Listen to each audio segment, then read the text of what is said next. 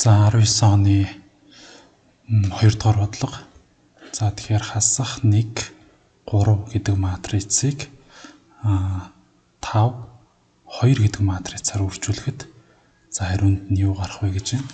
За тэгэхээр матрицыг бол хооронд нь үржүүлэхдээ за энд ABCD гэдэг матрицыг EFGH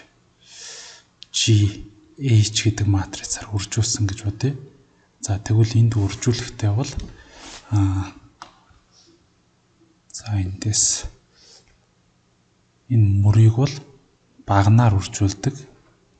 Өөрөөр хэлбэл энэ элементийг энэ элементтэй үржүүлээд за A-ийг үржих нь E дээр нэмэх нь B-ийг үржих нь G тэгээд дараагийнх дээр нь болохоор A-ийг үржих нь F нэмэх нь B-ийг үржих нь H болох нь байна. За доотлолт нь бол C-ийг үржих нь E дээр нэмэх нь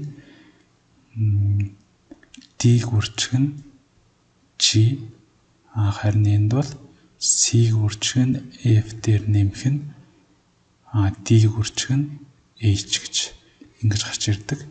За тэгэхээр энэ тохиолдолд одоо ингэж үржих юм бол энэ маань бол нэг хэмжээстэй матриц болох юм байна. 1 мөр 1 багантай. За энд бол 2 мөр 2 багантай байсан болохоор одоо 2 мөр 2 багантай ийм матриц гарч ирж байна.